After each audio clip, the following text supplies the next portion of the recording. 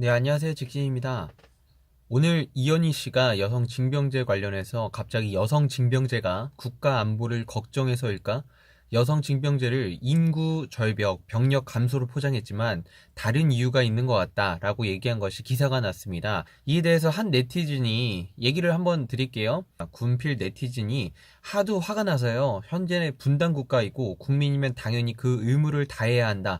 근데 왜 다른 이유가 있냐고 이야기를 하냐? 잘못된 언행이다. 지적을 했는데 이현희 씨가 이런 논쟁이 없다가 최근에야 여성도 군대 가라고 하는 진짜 이유가 뭐냐라고 물었다고 합니다. 네티즌이 그래서 이렇게 말했다고 합니다. 취지는 남녀 모두 국가를 위해 국민을 위해 힘쓰자는 것이고 함께 참여하자는 게 잘못된 건가? 오히려 여성이 군대 가기 싫어 때를 쓰는 것 같다라고 되물었는데 이현희 씨가 여기서 한 말이 좀 문제를 가중시키고 있습니다. 시대가 변했는데 남녀 임금 격차가 아직도 OECD 국가 중 1위이고 국가가 가임기 여성 지도를 만드냐, 여성을 대신해서 남성이 가사와 육아를 도맡아서 하고 있느냐, 아무래도 저와 다른 시대를 살고 있는 것 같다라고 반박을 했다고 합니다. 또한 여성이 사회로 나와서 남성과 동등한 대우를 받아야 국방의 의무도 동등해질 수 있다. 지금 남성들만 군대에 있어서 국가 안보가 위험했냐? 난 군대를 안 가봐서 모른다 라고 답을 했다고 합니다. 지금 이현희 씨 말의 문제는 뭐냐? 현재 페미니즘적인 시각으로 보고 있는 건 아닐지 살짝 걱정이 됩니다. 여성 징병제를 병력 감소로 포장했다. 이건 이현희 씨 개인의 의견이고 다른 이유가 있는 것 같다라는 거는 개인의 프레임에서 나온 음모에 불과합니다. 예를 들어 스타크래프트에서도 일반 마린이 혼자 싸우는 것보다 메딕이 있다면 훨씬 저그를 잘 상대합니다. 전투적인 효율성도 훨씬 올라가고요. 저는 여성이 군대에 징집돼서 총 들고 군장 메고 싸우는 것까진 바라지 않습니다.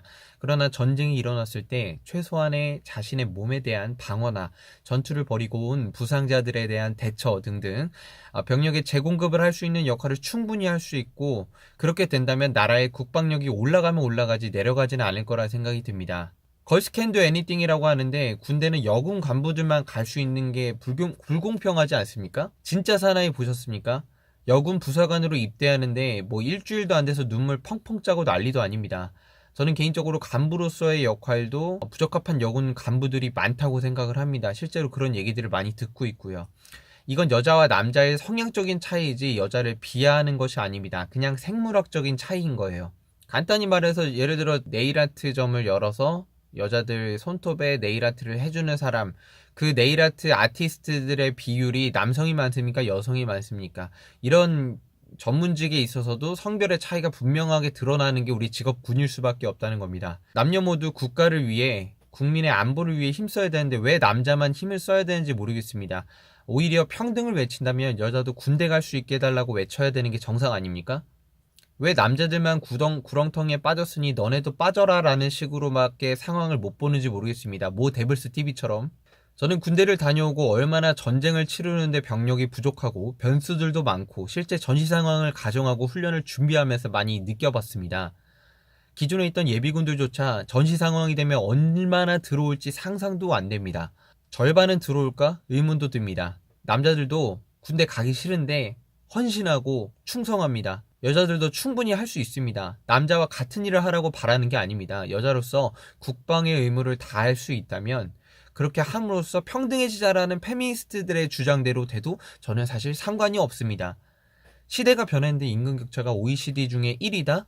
그럼 왜 1위인지를 설명을 못하고 기울어진 운동장 따위를 말하는 게 아니라 남성과 여성 직업 선택의 분포도를 고려한다든지 3D 업종의 종사자 비율이라든지 그런 거를 얘기하는 페미니스트들을 단 한 명도 보지 못한 것 같습니다. 여성을 대신해서 남성과 육아에 가사를 도맡아 하고 있느냐라고 말하고 있는데 만약 입장 바꿔서 여자가 돈을 겁나 잘 벌고 남자가 육아와 가사를 해도 되는 상황이면 그것을 선택할 남자들도 꽤나 많을 것입니다. 여자는 외모, 남자는 능력이라는 프레임은 페미니스트들이 탈코르셋을 하듯 남자들에게도 남성성이라는 단어 아래 능력 코르셋이라는 것이 존재한다는 것을 알아주셨으면 좋겠습니다. 능력이 없으면 결혼도 못하는 사회인데 여혐만 부르짖지 말고 남혐도 있다라는 거 알아주셨으면 좋겠습니다. 일과 가사노동의 대립은 단순히 차별로 볼 것이 아니라 함께 살기로 마음먹은 남자와 여자 개개인 상호 협의 안에서 이루어지는 것이고 그 협의는 여자가 가사 일을 하고 남자가 일을 하는 것을 선택하는 가정이 상당히 많다는 것을 알려드리고 싶습니다. 그건 개개인의 선택이지 구조적인 걸로 남혐 여혐 프레임으로 갈 이유가 없다라고 봅니다.